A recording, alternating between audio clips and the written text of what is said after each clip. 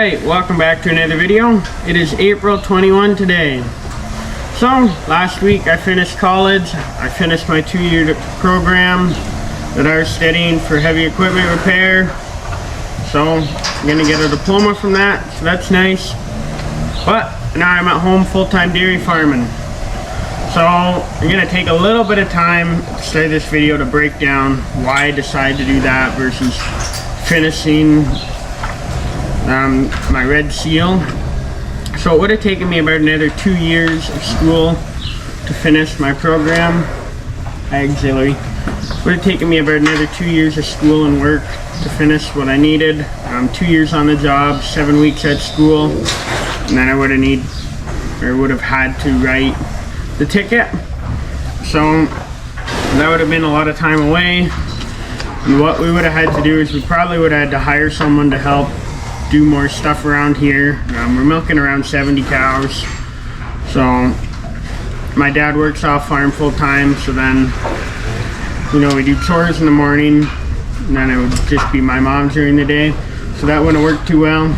So I did consider working off farm for a little bit, but in my opinion, for an off farm job to be worth it, you need to make kind of decent money. So I have written down on a little cheat sheet over here. So if you make $25 an hour, you're not going to take $25 an hour home because you have to pay taxes on it. So you pay in Canada and Ontario 15% tax on the first 56 grand you make. So if you make $25 an hour, in reality you take home $19.48 after deductions. $26 an hour is $19.88. 27 is $20.58. So you see what I'm getting at here. So if I worked off farm full time and we had to hire someone, you're not going to find anyone to work for probably cheaper than $25 an hour. So if you needed to pay someone $25 an hour to work here, for it to be kind of worth it, at least in my head, because when I work with my parents, it is kind of my money too. I need to make $33.50 off farm per hour, and it would have to be pretty well apples to apples of they could do the same thing that I could do here for it to be worth it. So to me, no one was going to offer me $33.50 an hour. A couple of my classmates were close to that. They were from about $24.50 an hour. Then the highest was $32 an hour starting. So it will get better after a while, but to me that wasn't worth it. And I always wanted to farm anyway, so I figured why not get started now. So here I am, full-time dairy farming at 19 years old. But still gonna keep learning how to fix stuff. We have a lot of our own equipment. So right now we're working on forage wagons, the baler, and then today we're gonna be working on the silo. We gotta lift the unloader up because we're gonna be regunnating it. But anyway, I just figured to tell you that, kind of break it down, why I decided to come home and farm full time. Alright, so we're in the silo right now. This silo over here is a 16 by 65, so 16 feet wide, 65 foot tall. This silo here is going to get regunnated. So what we are going to do, or what's going to get done, is the walls are going to get replastered. You can see what happens is the walls get thin over time. This one here, we actually have a little hole in the silo right here right now. And same over there where Indy's looking in the silo. That's a concrete door that has a hole in the bottom. So when the walls get thin, it can put new concrete on the side. So this silo is around 50 years old now. So that's what we're gonna do to it. It'll be the third time my parents have re-sealed this silo. So what we're gonna do is we are gonna get it all set up to be lifted up. And since we don't want to have to readjust it once the unloader's up before we fill this silo with triticale, We're leaving the unloader set like this. I'll show you at the top so that the feed can just come in from the distributor. If this is over here, you'll actually plug the silo. Try and explain it better later, but anyway, I'm gonna work ahead at getting all this taken apart.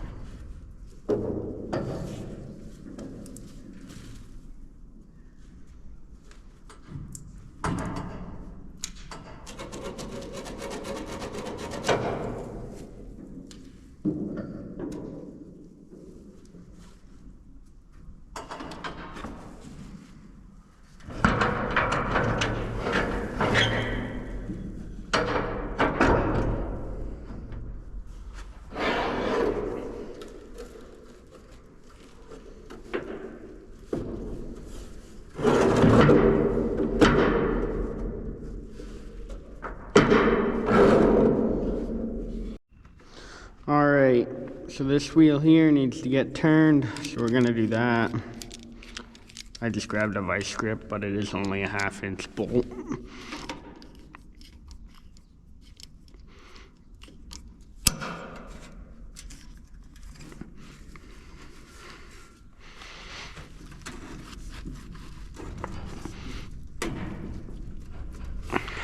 So the idea is when this wheel's turned, instead of the unloader running around the silo, now it's running up the outside.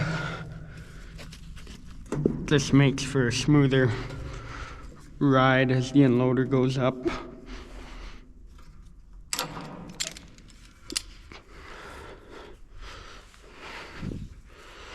And then there's one more wheel over here. This one's on spring tension. So this one kind of holds the unloader to the edge of the silo.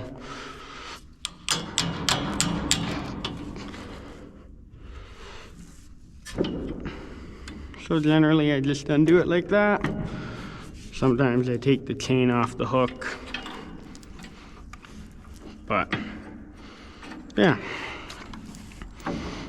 pretty well, doesn't matter. So that's that. Now we're gonna get on to greasing.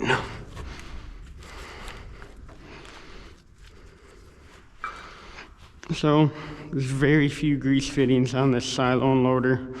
Only 4, 2 on the blower, and 2 in here.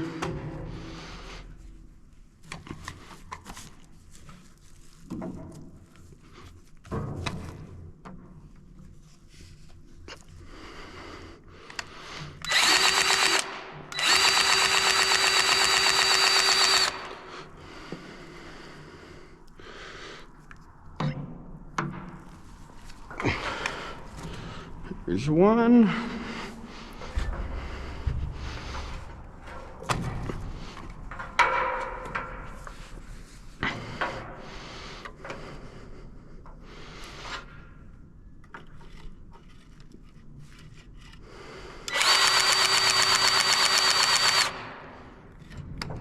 Two. Next two are generally tricky. This one's sitting right in here right now, so I might not be able to get that one without turning the unloader over. And the next one's back in there.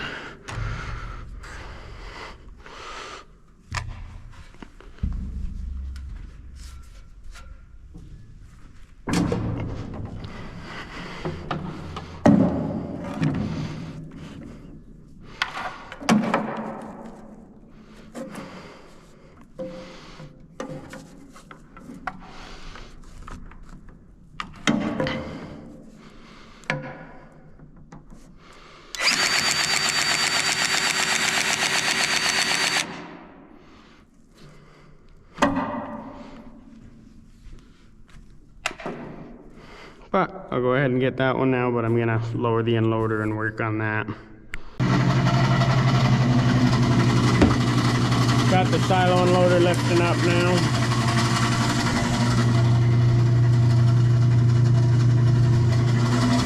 Probably can't see too much in there. It's pretty dark now that I set all the doors.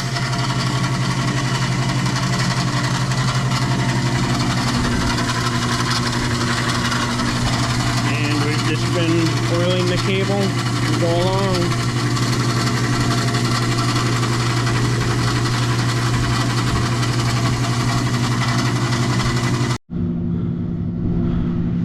Okay, I hope you can see. Put this on my head.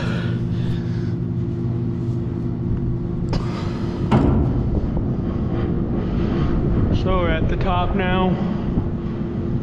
Lifting it up the last little bit.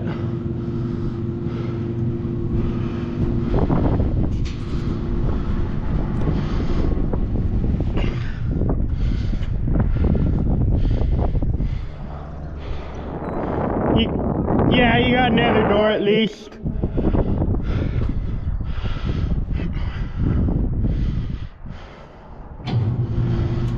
Yeah, we always lift it up to about where we guess it is, and then one of us climbs up and we slowly lift it up the rest of the way.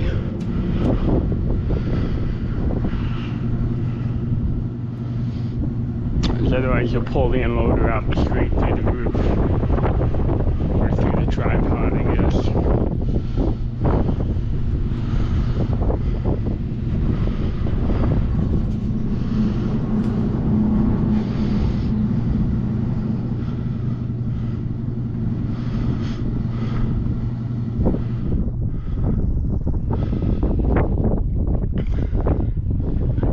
It's like 2 more feet, quite a bit.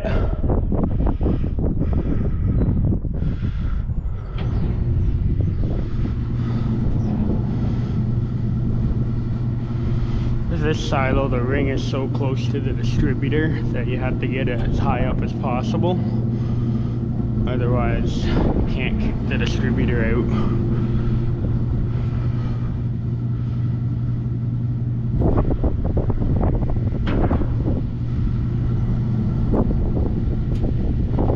Whoop!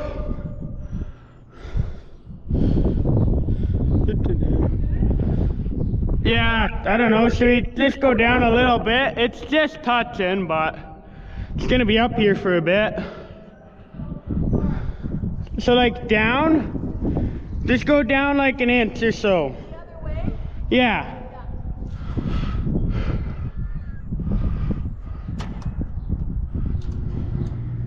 There we go. Okay, we'll leave it there. Pardon? Is that good or a bit more? That's good. And now we're gonna climb down. So tomorrow it'll get washed, put the scaffolding in, and then we'll gunite it later. But look at that view.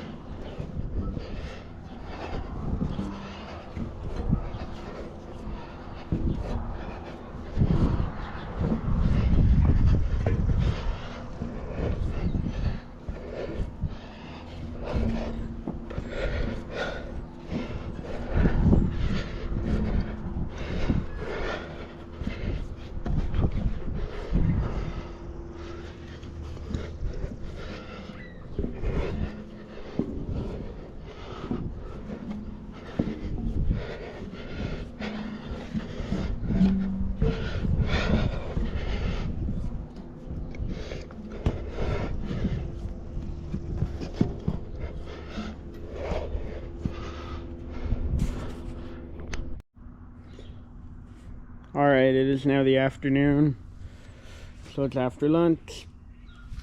So now I'm gonna tear into this Volkswagen here. I'm gonna pull out the floor. So the guy that I brought the stuff to is still not fully understanding what I need. Even though I brought him this panel here in the last video, doesn't quite understand all the dimensions. Would have thought someone could have figured it out if I brought it to them, all the dimensions, but I'll pull them out, I'll measure them all up, and I'll tell them exactly what I need. So yeah, it's a little bit disappointing that he couldn't figure it out, because you think if you got the piece of metal you'd be able just to replicate it, especially if that's what you do for work, but I guess not. So I'm gonna figure all that out myself, but I'm gonna pull out all the panels, measure up exactly what I need, and we'll go from there.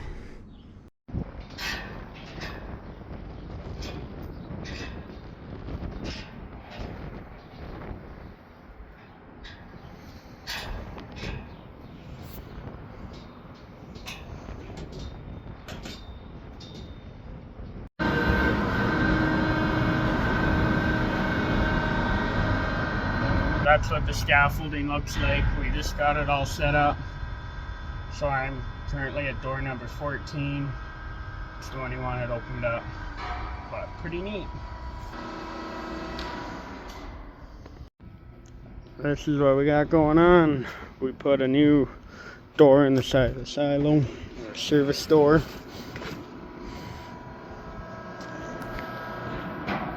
And it's a big stand with a platform.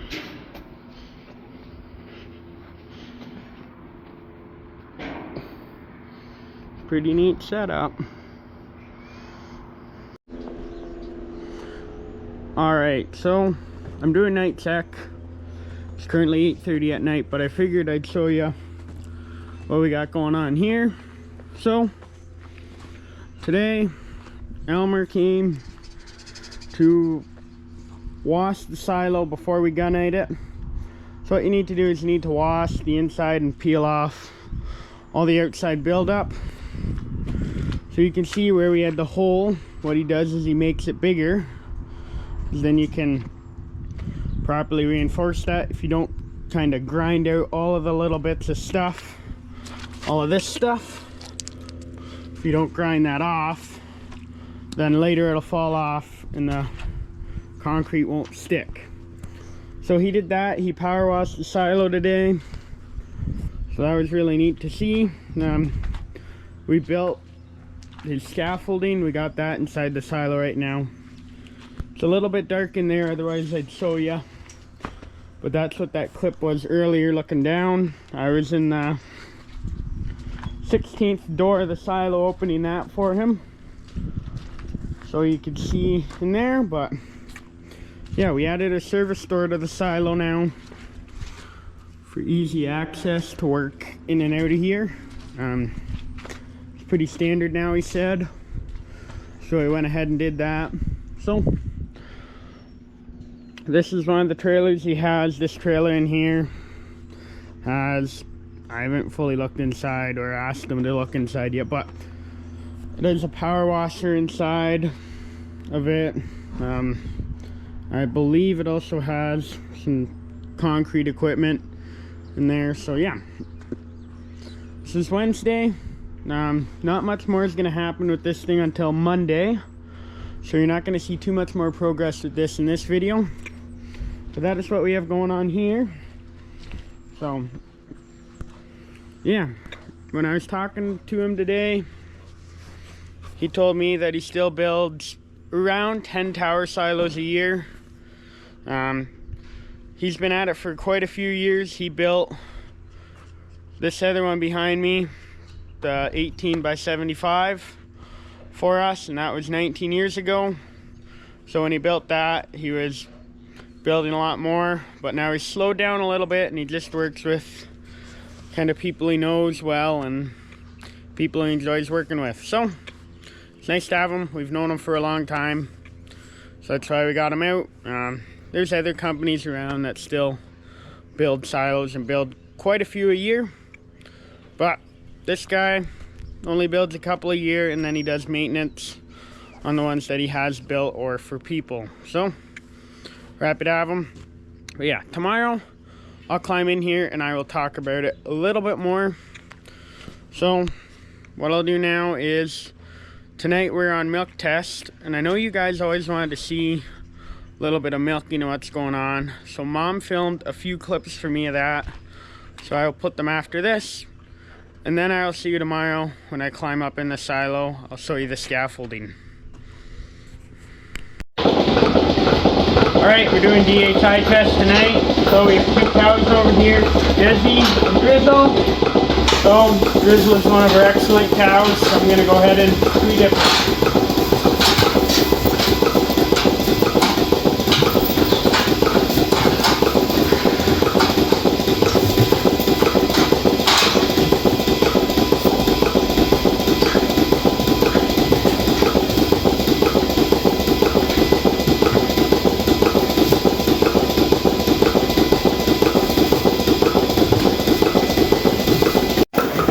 Okay, so Desi's finished milking now. So we gave 23 liters to each cow while we do tests. The milk slowly gets metered out so we can make a sample. So each cow gets their own little bottle. Fill up just a little bit of milk in the bottle.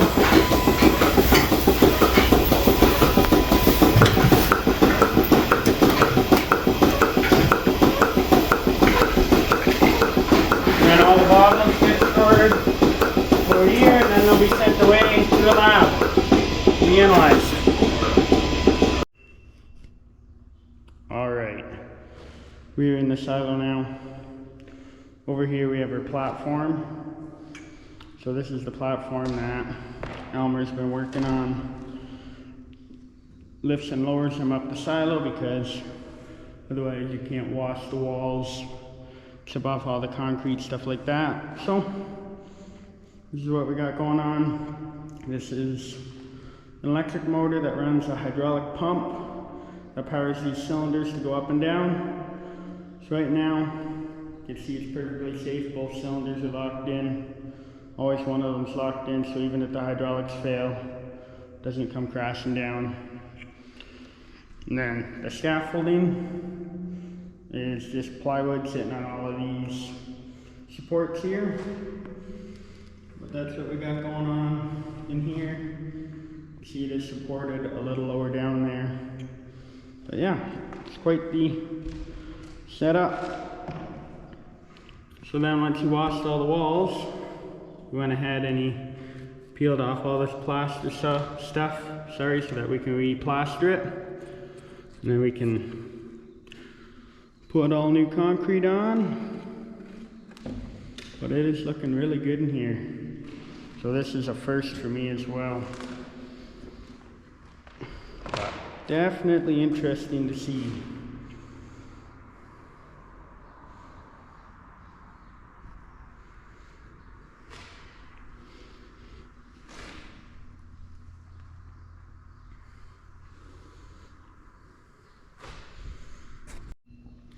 But overall, it's a pretty neat system. It's kind of fun to assemble it and something different. But I'm going to go ahead and climb down now. So it's neat to see how they do things, pretty innovative.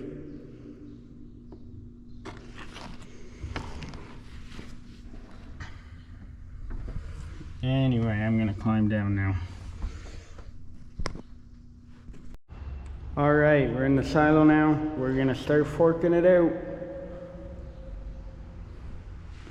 So all of this feed, earlier we were forking it, but the bottom of the silo is always really hard packed, but now that it's wet, it's not packed anymore. So I'm going to go ahead and fork it all out. I got the loader tractor out there by the new service store with the bucket. That should help make quick work of it.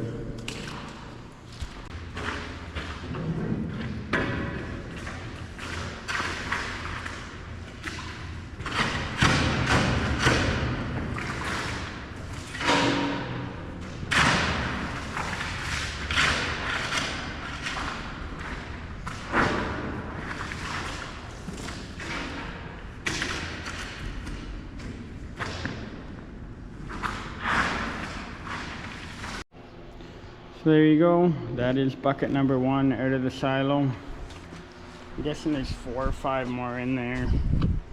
So all this stuff we're gonna dump out in a pile to let rot because there's concrete in it. So you can't spread it on the field. So I'm gonna run this down to close to our rock pile is, and we'll pile it all. Then after it's all rotted, just push it all in the rock pile someday.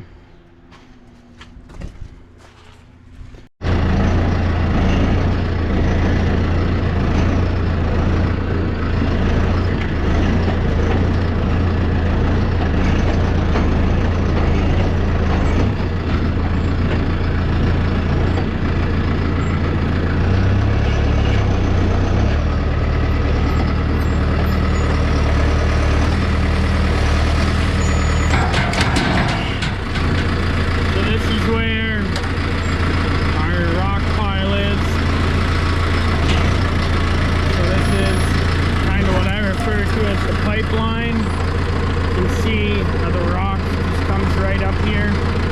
So we have really good land on our farm actually. But past that creek there's a little creek in there. Past that, this corner here is all rock and it comes up really shallow.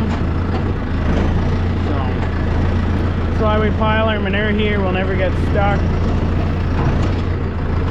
But that is what we got going on here. But the rest of our land is really good. Just this spot down here. There you go, we got the silo all forked out.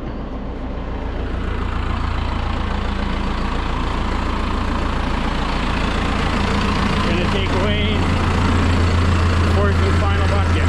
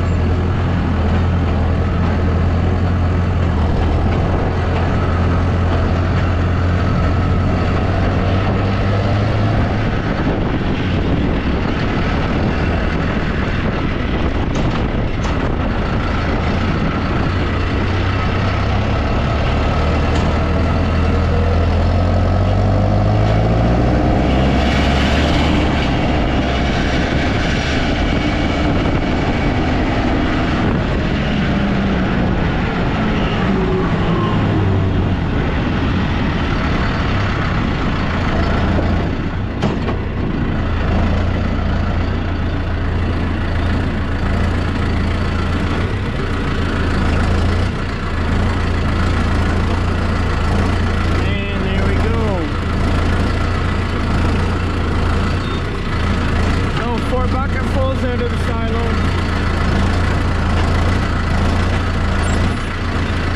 Pretty good size pile.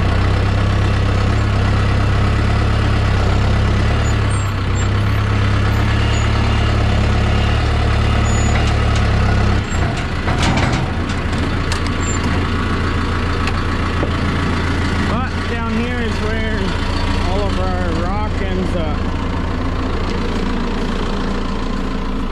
See, we got a lot of different stuff here from barn renos over the years, stuff like that. I believe there's an old post in here somewhere. Yep, up there. Old base or something, but yeah.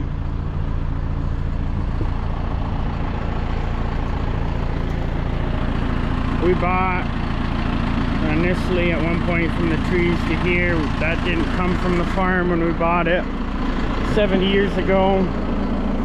So it was around roughly 2000 around then when we bought this. Makes for a good spot to pile rock and dirt here. But There's only a little bit of stuff on the rock here, about an acre over there, and then this acre or two over here, and then the rest of the ground is all really good. The rock comes up a little bit through the hill there, but there's still a good foot of topsoil.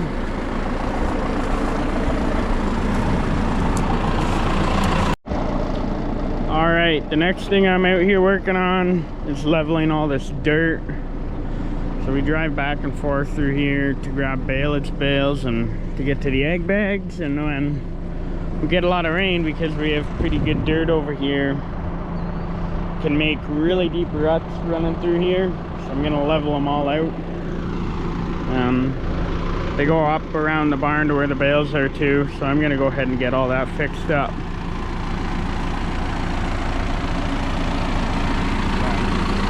I'm not a fan of how this looks, or mud, but it'd be a lot of gravel to put down if you wanted to put gravel everywhere. So it works till we get all nice and set up for an improved system someday.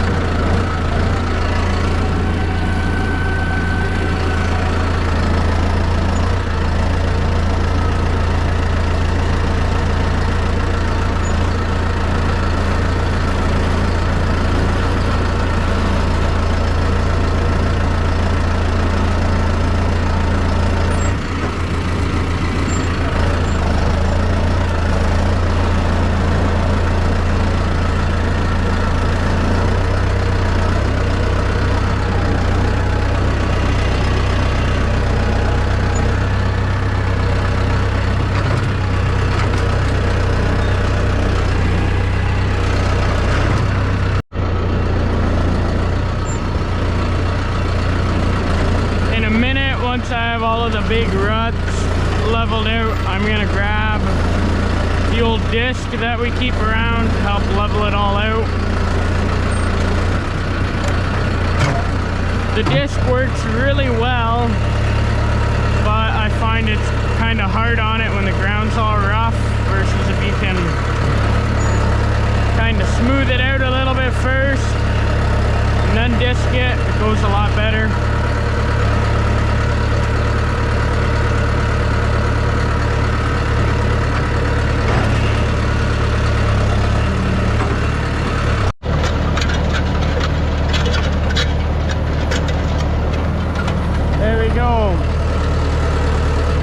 They do a nice job leveling it out.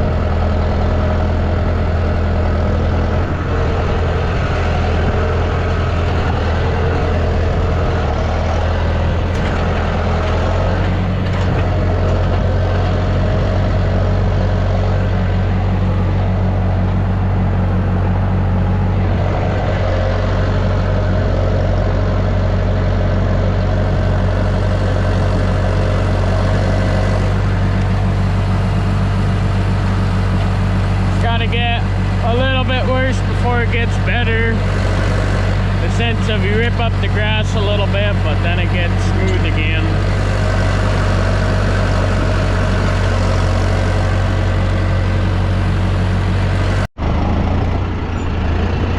And there you go. So now we'll just drive back and forth over top of it for probably a week, and then it'll be nice and solid and hard packed again. As long as we don't get a lot of rain, it'll be fine. I'm gonna wash the bucket now, and then I'm gonna start night chores.